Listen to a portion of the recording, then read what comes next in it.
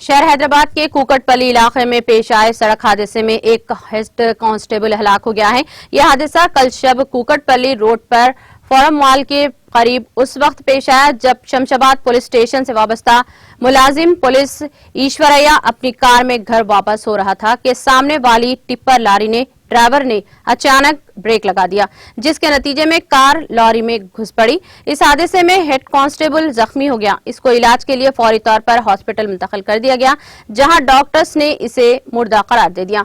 Police ने इस सिलसिले में एक मामला दर्ज करके जांच शुरू कर दी।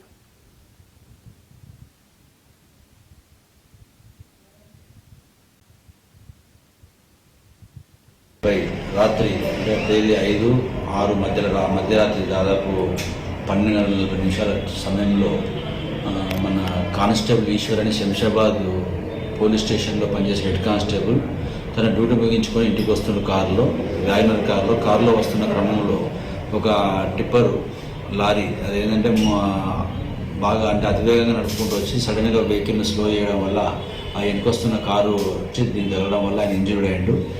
అతన్ని మనం ఇనిషియల్గా రిమిడ్ హాస్పిటల్ ట్రీట్మెంట్ పంపించినాం। ట్రీట్మెంట్ नाज़रीन, हमारे टीटीवी न्यूज को सब्सक्राइब करें, बेल आइकॉन को प्रेस करें, शेयर करें और लाइक करना ना भूलें। और किसी भी एडवर्टाइजमेंट के लिए हमारे इस नंबर पर कांटेक्ट करें। हमारा नंबर है 9550102020 पर।